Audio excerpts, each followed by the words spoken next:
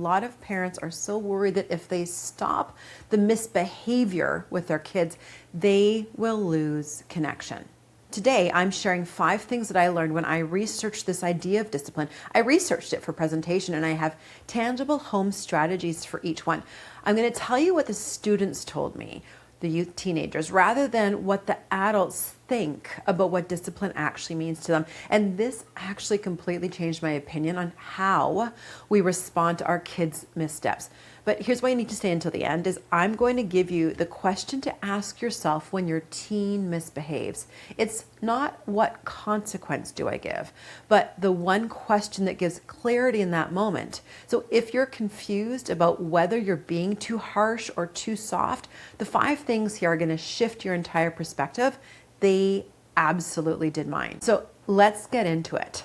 First, here's what I found. It's the adults who struggle with the term discipline. It wasn't the kids. Parents tell me that they're terrified of discipline because they don't want to damage their kids. And many of you have your own baggage from your own upbringing, and so many are burnt out and exhausted, and disciplining is a word we don't like or maybe just too tired to do. But here's what's interesting. I was researching for this presentation I offer. It's called Securely Attached Discipline, and I asked colleagues about this word, and they hated it. It's punitive, it's archaic. No one wanted to use the word discipline in classrooms or homes. They liked the idea of behavior management or restorative justice and that soft parenting approach. So then I asked the kids what they thought of the word discipline. Here's discovery number 1. Younger kids liked discipline in a classroom. Young people don't define discipline the way that we think they do. So we asked kindergartners and they actually said, what does that mean? They didn't know discipline. The grade 2s, interesting, had pretty much no negative thoughts or associations. Grade 4 said it keeps the classroom orderly and peaceful. Here's a tangible strategy. Create peaceful homes that are orderly and they're not chaotic. It's like the younger kids said. So for example, bedtime, you have a time in mind, stick to it. It's organized and it's not chaotic for your kids. And if you say that you are going to do something, do it. And also with this, notice when your own baggage is driving your response within that. Are you reacting to your child's behavior or to your own childhood? Here's discovery number 2 is that teens and young adults want the self-discipline and they want you to teach it to them. So every young person that I interviewed for my research defined discipline as something internal, something that they needed for themselves.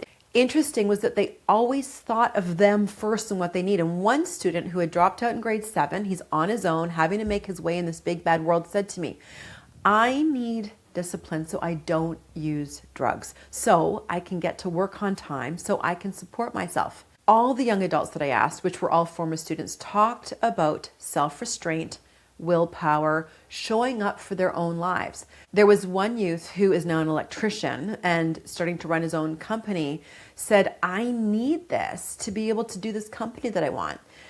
The truth that these kids saw is that discipline actually is emotional regulation, how you control yourselves, how you do get to work on time, how you set your alarm, how even if you're exhausted, that you can be there and show up and not let your emotions just completely take over.